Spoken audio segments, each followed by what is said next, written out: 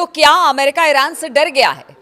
क्या जिस तरह की स्ट्रेटेजी के साथ अब ईरान पूरे दमखम के साथ चुनौती इजराइल और अमेरिका को दे रहा है, उससे अमेरिका को लग रहा है कि अब ईरान से उलझना ठीक नहीं है? नमस्कार, मैं हूं नीलू। तो देखिए, कुछ ऐसी बातें हैं, आज बहुत सारी खबरें हैं जिसको एक करके बताएंगे आपको, लेकिन बड़ी खबर आपको बता रहे हैं। अब अमेरिकी जो गुड्स यानी कि जो सामान ले जाते हैं जहाज, उनको अमेरिका की तरफ से कह दिया गया है कि देखिए, आप ईरान से दूरी बनाए रखें, यानी उससे दूरी बनाए रखें। अगर किसी तरह से कुछ खबरें आती हैं या किसी तरह से उलझना नहीं है, या आईआरजीसी के अगर वहां पर नौकाएं जो हैं या जहाज जो हैं आपकी तरफ बढ़ते भी हैं, तो आपकी किसी तरह का कोई आर्ग्यूमेंट या किसी तरह से उलझने का प्रयास ना करें। अमेरिका की तरफ से अमेरिकी जहाज जो सामान लेकर जाते हैं, खासतौर पर फारस की खाड़ी से लेकर हॉर्मुज जल डमरू के बीच का, वहां से कहा गया है कि आप ईरान से दूरी बनाए रखें। यह एक बड़ी खबर है। अब इसकी वजह क्या है, इस पर भी बातचीत करेंगे। इसके अलावा बहुत सारी और खबरें हैं जो कि प्रमुखता के साथ इस वक्त दिखाई दे रही हैं।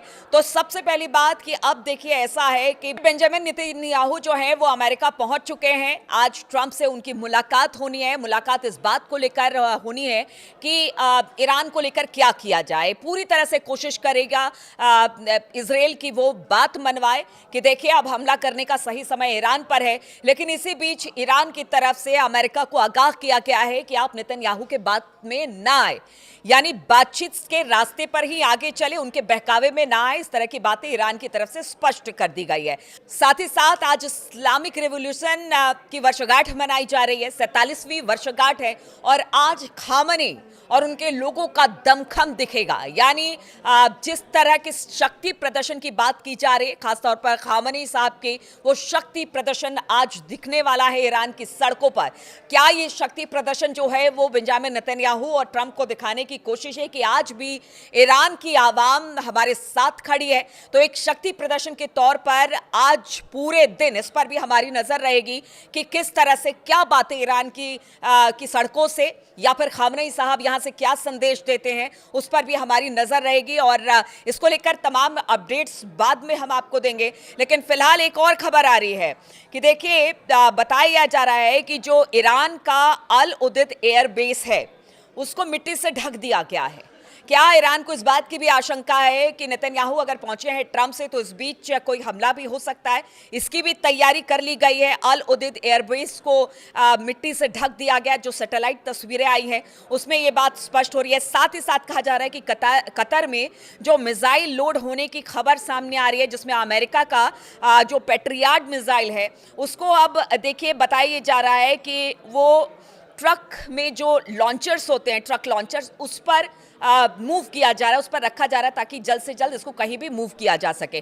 तो ये 2-3 बातें हैं जो कि बेंजामिन नेतन्याहू के ट्रंप से मिलने के बाद ये सब खबर आ रही है कि देखिए, अपनी अपनी तैयारी, चाहे वो ईरान हो या फिर अमेरिका हो, उनके एयर बेसेस हो, वो सब कर रहे हैं। लेकिन बातचीत का रास्ता हम इसलिए कह रहे हैं क्योंकि आज दूसरे दौर की बातचीत के लिए बताया जा रहा है कि ईरान में जो सबसे करीबी अली खामनेई साहब के माने जाते हैं, यानी कि अली लारिजानी, वो पहुंच चुके हैं ओमान यानी मस्कट।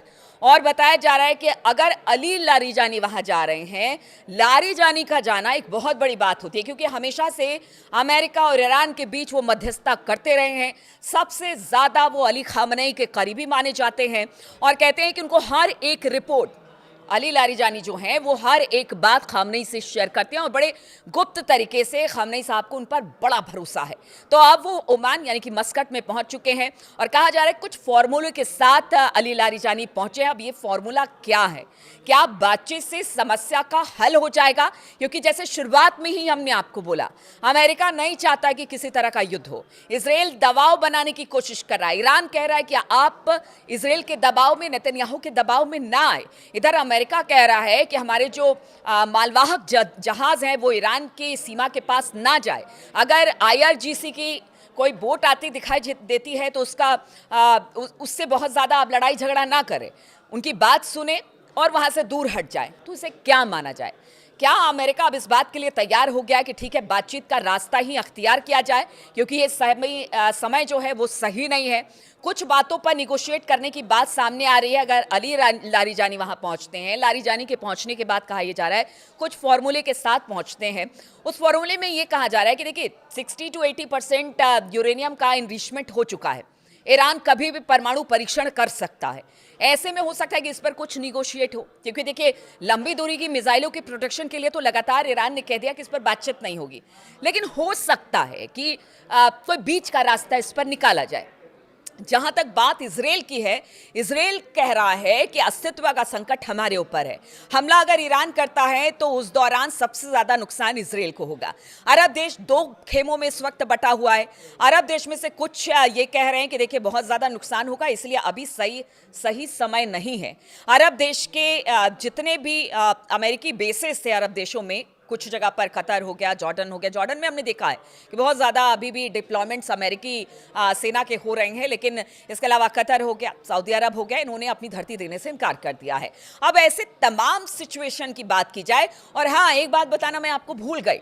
अभी 3-4 दिन पहले यह खबर आई थी कि अचानक ईरान ने अपने पूरे एयर बेसिस खाली कर दिए, और बताया गया कि एयर बेसिस खाली करने के बाद अमेरिका का F-35 विमान, 4 ऐसे विमान बताए जा रहे हैं, या पता नहीं 2 या 3 है, अभी क्लैरिटी कुछ नहीं है, लेकिन कहा जा रहा है कि अमेरिका का F-35 विमान ईरान ने मार गिराया है। ये तो बाद में पता चलेगा कि क्या वाकई ये खबर सच्ची है कि नहीं है।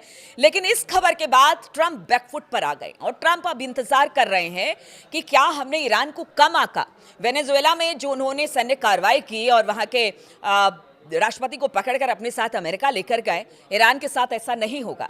इसलिए अब ईरान की शक्ति को परखने का वक्त है। बातचीत एक तरफ हो रही है, कूटनीतिक बातचीत है, बातचीत से ही हल के रास्ते पर आगे बढ़ने की तैयारियां अमेरिका कर रहा है, क्योंकि अमेरिका के लिए भी सही नहीं है। ट्रंप के लिए लोग कहते हैं कि पहले अमेरिका किसी भी बात को करने से पहले बड़ा सोचता था, अपने थिंक टैंकों के साथ बैठता था, लेकिन अब तो ऐसा है कि ट्रंप के साथ कि वो पहले करते हैं, उसके बाद में सोचते हैं कि करना क्या है। वेनेजुएला के साथ ऐसा ही हुआ है। अब ये कहा जा रहा है कि देखिए कहीं ऐसा तो नहीं कि अगर ईरान पे इजराइल के कहने पर हमला कर दे, उसके बाद क्या वहां से प्रतिक्रिया आती है, इस बात का अंदाजा जो अमेरिका के बुद्धिजीवी है वो भी लगा रहे हैं। इसलिए सब यही कह रहे हैं कि नहीं, बातचीत का रास्ता ही अख्तियार किया जाए, और ये बातचीत का रास्ता ईरान और अमेरिका दोनों के लिए सही है, भले ही इजराइल क्यों ना प्रेशराइज करे आपको। तो ऐसे में अब ट्रंप ये चाहते हैं कि नहीं, बातचीत के रास्ते से आगे बढ़ा जाए। और अली लारीजानी का अगर ओमान जाना हो रहा है, वो वहां पर किसी फॉर्मूले के साथ जा रहे हैं। ईरान ने भी कह दिया है ट्रंप को कि दबाव में ना आए, तो देखना होगा कि अली लारीजानी का वो फॉर्मूला क्या है। और अगर इनकेस बातचीत नहीं होती है या बातचीत नहीं बनती है, देखिए अभी ये तो 3-4 दौर तक तो ये बातचीत जाएगी, भले कितना सकारात्मक होगा, कितना सही दिशा में आगे बढ़ेगा, माना जाएगा नहीं माना जाएगा एक दूसरे की शर्तों का, ये तो आगे आने वाला समय बताएगा। लेकिन कहा जा रहा है कि टॉक्स होंगे, यानी पीस की बात होगी, यहाँ पर लड़ाई की बात अभी नहीं होगी, भले ही इजराइल कितना भी दबाव बनाए। लेकिन इस बीच ये भी खबर है कि अगर नेतन्याहू दबाव बनाने में कामयाब रहते हैं तो क्या इजराइल पहले हमला करता है, अमेरिका उसके पीछे जाएगा, क्या ये सब चीजें होगी? क्योंकि ना तो अमेरिका और खासतौर पर ट्रंप के मूड का कोई भरोसा नहीं कि कब वो क्या कर दे। जिस तरह से लगातार अरब देशों में, उसके आसपास के इलाकों में अमेरिकी एयर बेसेस हैं, उन पर डिप्लॉयमेंट्स बढ़ाए जा रहे हैं, लेकिन साथ ही साथ अमेरिका ये भी कह रहा है कि ईरान की सीमा पर जहाज ना जाए, जहाज ना पहुंचे, उनको वहां से दूर रहने के लिए कहा जा रहा है। तो इसके क्या मायने निकल सकते हैं? दो तरह की बातें ये अमेरिका कर रहा है, सैंक्शन भी लगाता है, बात ये भी करता है कि वहां तक जहाज ना जाए, फिर धमकी भी देता है कि देखिए इसका खामियाजा आपको भुगतना पड़ेगा ईरान को। अब देखिए बातचीत के मंच पर तो बैठ गए, दूसरे दौर की बातचीत में अली लारीजानी पहुंच गए हैं, फॉर्मूले के साथ पहुंचे हैं, और इस बार ईरान निगोशिएट करने के मूड में है, और इस कंडीशन में भी है कि वो निगोशिएट कर लेगा, क्योंकि पीछे जितनी भी बातें मैंने बताई है वो ईरान के ही पक्ष में जा रही है।